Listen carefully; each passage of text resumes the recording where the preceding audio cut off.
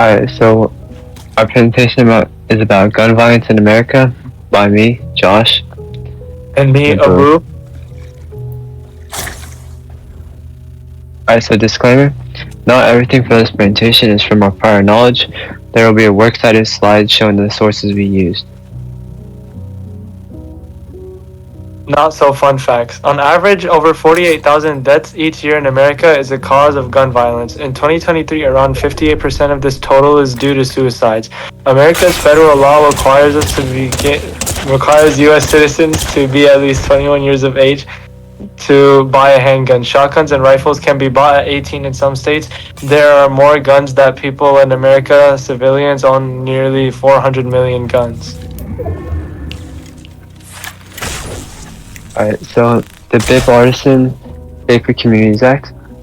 This was an act passed on June 25th, 2022. This is significant because the most previous gun safety law was passed nearly 3 decades before this.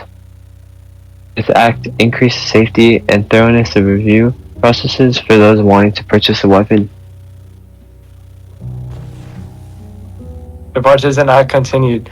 Demands background checks on juvenile accounts and mental health records for buyers under the age of 21. More money was given to the FBI to conduct these searches on potential gun owners. Distributed $750 million to allow states to create their own laws and administer them out to their citizens. These laws were set to make it illegal for anyone who was potential threat to others or themselves to purchase and own a gun. Okay, so this is the first example of a tragedy. On May 24th, 2022, a shooting occurred in Uvalde, Texas. A gunman opened fire at Robb Elementary School, killing 19 children and 2 teachers. The 18-year-old shooter had legally purchased 2 semi-automatic rifles shortly after his birthday and carried out the attack in a 4th grade classroom. Effect: Public outcry followed news that law enforcement officers waited over an hour before confronting the gunman, raising questions about emergency response protocols. The shooter ended up firing out officers who returned fire and killed him. Robb Elementary School was closed and never reopened, mourning of lives of innocent children. Alright, so the second example occurred on October 1st, 2017 in Las Vegas, Nevada. Here, the gunman opened fire on a crowd attending the Route 91 Harvest Music Festival. He shot from the 32nd floor of the Mandalay Bay Hotel. The shooter used a semi-automatic rifle to fire over 1,000 rounds into the crowd, killing 60 people and injuring more than 400. The incident sparked national debate about the legality of bump stocks and high-capacity firearms, ultimately led to a federal ban on bump stocks.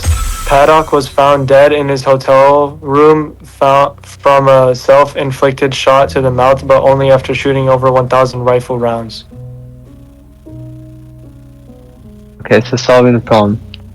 Many cities within the U.S. have successfully established an outreach program with workers and violence interrupters trained to resolve disputes and to prevent gun violence before it starts.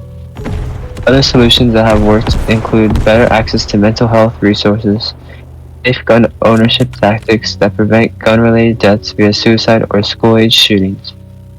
And schools can also teach about the effects of gun violence from a young age to warn students when they grow up later in life and think about buying a gun.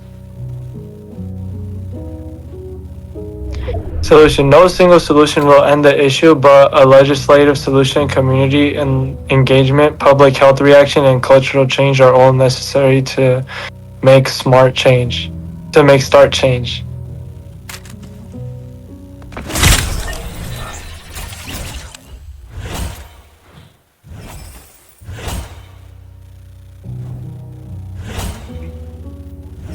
Get it done. Awesome. Yep.